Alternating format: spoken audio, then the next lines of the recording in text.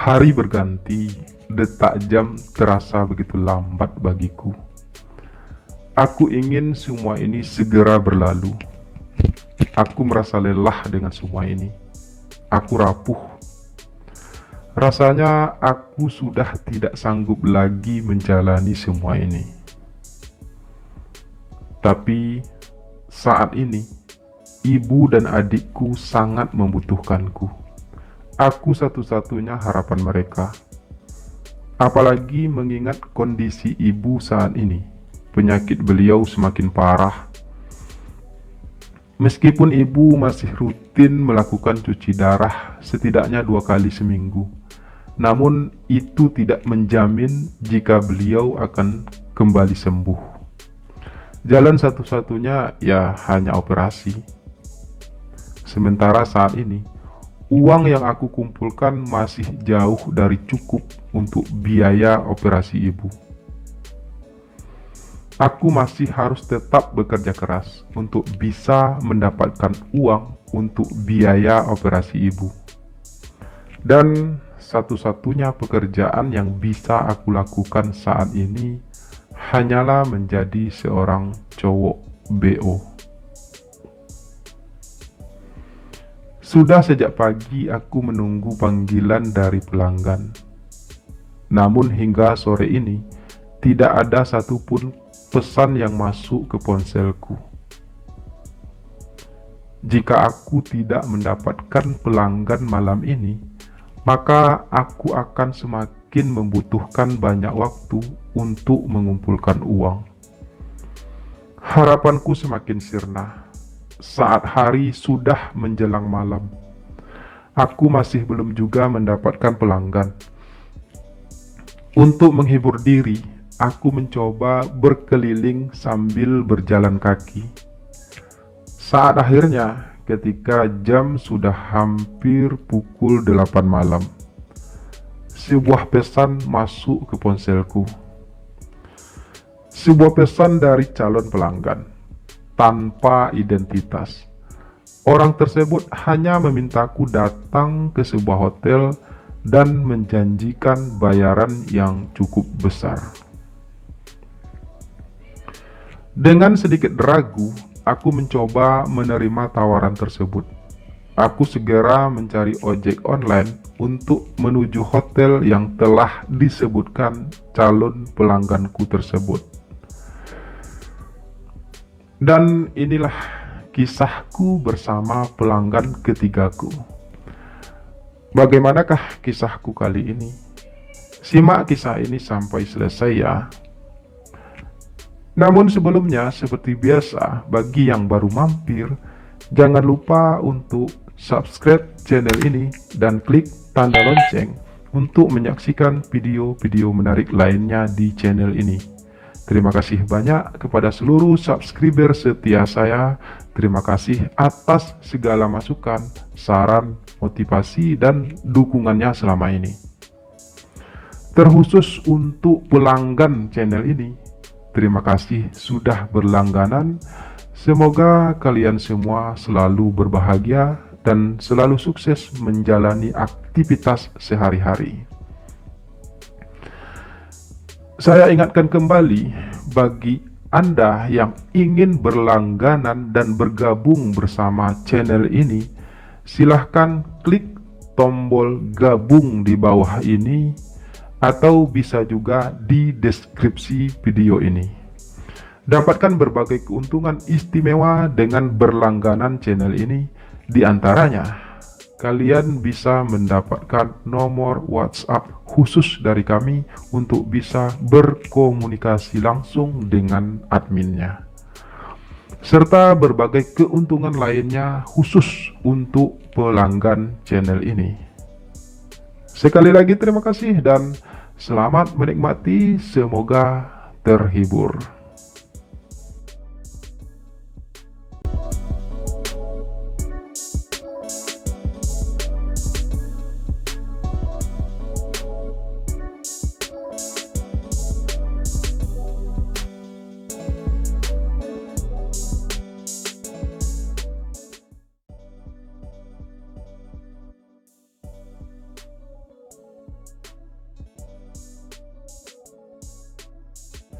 Aku memasuki sebuah kamar hotel mewah. Mungkin dibandingkan dengan dua pelangganku sebelumnya, hotel ini jauh lebih mewah dan sangat nyaman. Selain suasananya yang cukup sepi, hotel ini juga menyediakan berbagai fasilitas yang sangat lengkap. Kamarnya juga sangat luas.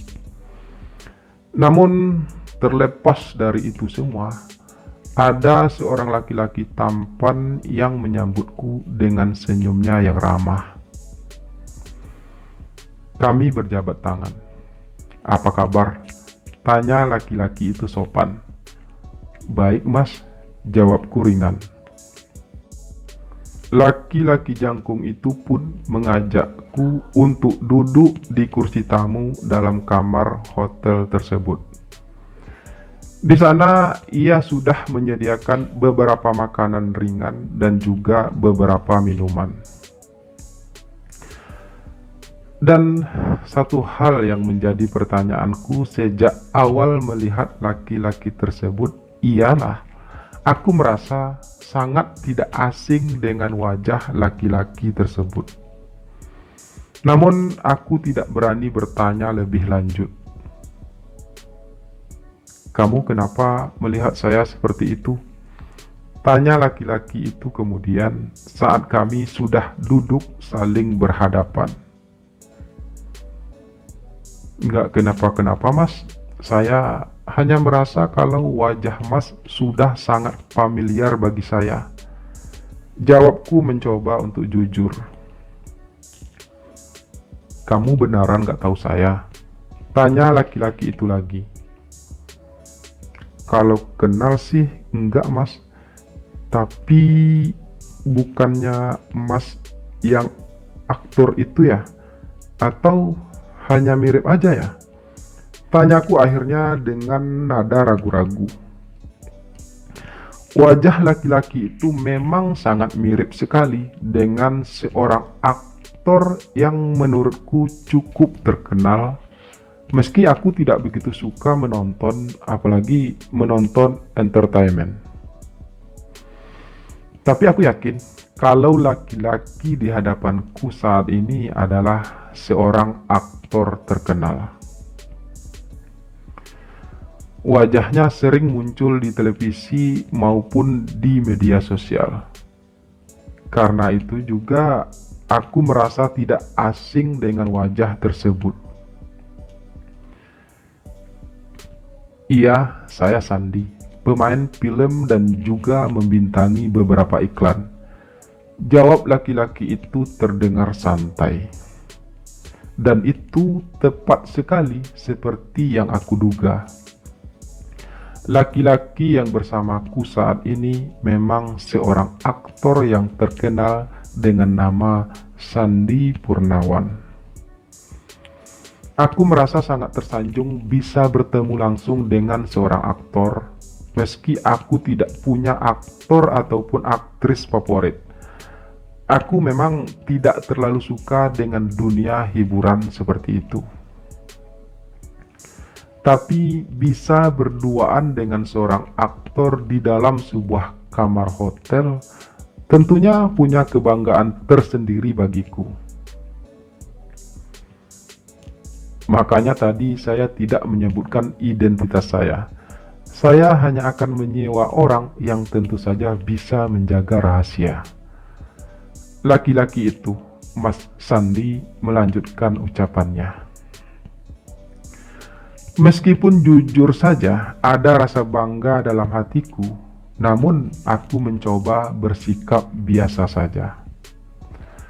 Aku hanya tidak menyangka sama sekali kalau seorang aktor setampan Mas Sandi adalah seorang laki-laki penyuka sesama jenis. "Kamu pasti tidak menyangkakan kalau saya adalah seorang gay?" tanya Mas Sandi kemudian, melihat saya yang hanya terdiam. Ia seperti mencoba menebak apa yang sedang saya pikirkan tentangnya. "Iya mas, itu makanya tadi saya sempat ragu kalau mas adalah Mas Sandi sang aktor tersebut," balasku akhirnya. Kita nggak usah bahas soal itu sekarang ya. Malam ini saya hanya ingin happy-happy aja, menikmati hidup dengan cara saya sendiri. Ucap Mas Sandi lagi sambil ia meneguk botol minumannya. Iya mas, saya juga nggak terlalu peduli dengan hal itu. Saya hanya ingin mendapatkan uang, balasku. Baguslah, yang penting kamu bisa jaga rahasia dan kita bermain aman saja, balas Mas Sandi ringan. Tapi ngomong-ngomong, kenapa kamu harus jadi cowok BO? Padahal saya lihat di profil kamu itu bukan cowok gay. Tanya Mas Sandi kemudian setelah beberapa saat kami saling terdiam. Dengan sedikit berat, aku pun menceritakan dengan singkat kenapa aku harus menjadi seorang cowok BO. Mas Sandi terlihat serius mendengarkan aku bercerita. Lalu bagaimana dengan Mas Sandi sendiri? Sejak kapan Mas Sandi menyukai seorang cowok? Tanyaku selanjutnya, sekedar ingin tahu. Panjang ceritanya Zal, tapi yang pasti aku tidak pernah ingin terlahir seperti ini, balas Mas Sandi. Wajahnya tiba-tiba muram. Dulu aku sebenarnya adalah laki-laki normal. Setidaknya aku pernah merasakan jatuh cinta pada seorang perempuan. Bahkan aku pernah pacaran beberapa kali dengan perempuan yang aku sukai. Mas Sandi memulai ceritanya. Namun saat aku melakukan sebuah casting untuk mendapatkan peran utama dalam sebuah film, aku terjebak. Seorang produser menawarkanku sebuah peran utama dengan syarat aku harus memenuhi keinginannya. Lanjut Mas Sandi bercerita.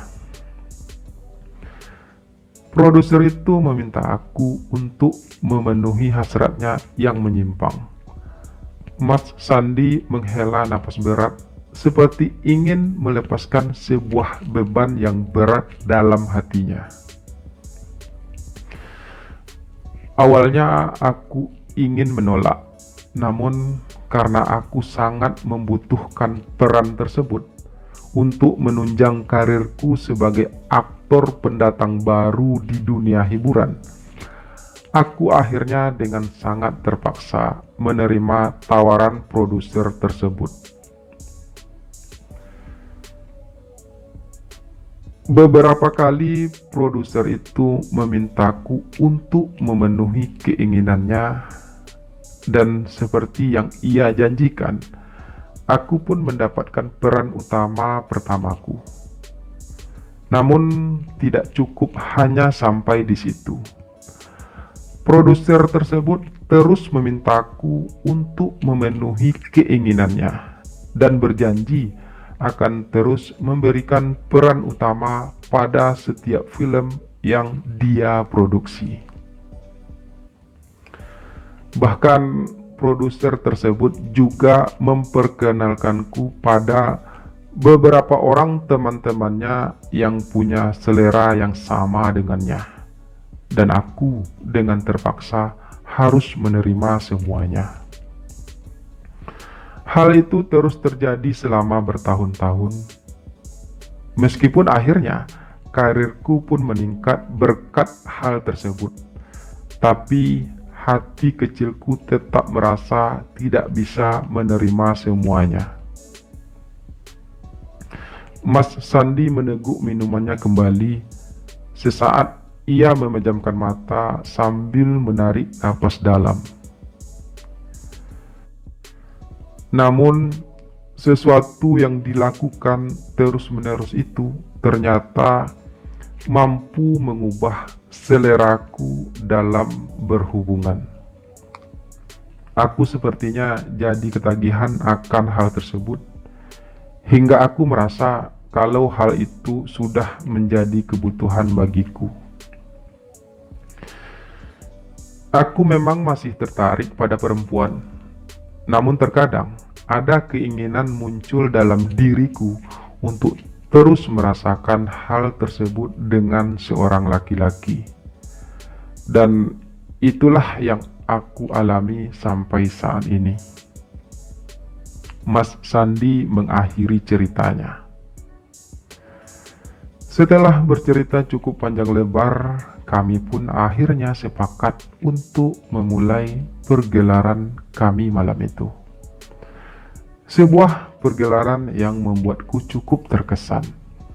Bukan saja karena Mas Sandi adalah seorang aktor, tapi juga karena dia sangat mahir dalam hal tersebut. Dan aku berusaha memberi kesan yang indah kepada Mas Sandi, membuatnya merasa kalau ia tak sia-sia membayarku mahal. Aku melihat senyum Mas Sandi mengembang malam itu, senyum yang penuh makna.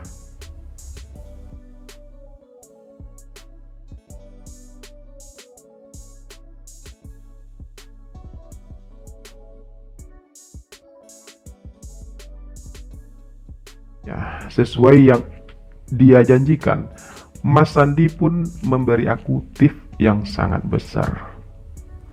Mudah-mudahan ini bisa membantu untuk menambah biaya operasi ibumu. Begitu ucap Mas Sandi saat ia selesai mentransfer uang tersebut ke rekeningku.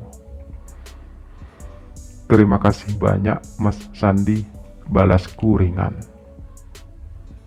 Aku yang harus berterima kasih sama kamu, Zal. Terima kasih untuk keindahan yang telah engkau berikan tadi malam. Kamu hebat, bisik Mas Sandi sambil ia mengecup keningku lembut. Sama-sama Mas. Mas Sandi juga hebat, balasku sambil tersenyum manis. Setelah berucap demikian, aku pun segera pamit. Aku harus segera ke kampus. Di perjalanan aku sempatkan untuk menanyakan kabar ibuku kepada adikku. Aku memang selalu beralasan kalau aku tidak bisa pulang karena harus kerja lembur dan harus tidur di tempat kerjaku. Kepada ibu dan adikku, aku memang mengatakan kalau aku bekerja di sebuah kafe yang buka 24 jam. Karena itu, aku selalu tidak bisa pulang ke rumah setiap malamnya. Aku tidak tahu, entah sampai kapan kebohongan ini akan terus berlanjut. Aku tahu aku salah. Jalan yang aku pilih adalah sebuah kesalahan. Tapi tidak banyak pilihan untuk orang-orang sepertiku. Aku hanya ingin mengumpulkan uang untuk biaya operasi ibuku, meski dengan cara yang aku sendiri tidak menginginkannya. Aku hanya berharap semoga semua ini cepat berlalu, dan aku hanya berharap semoga aku bisa secepatnya mengumpulkan uang untuk biaya operasi ibu. Aku tidak ingin selamanya seperti ini, terjebak pada yang namanya kehidupan.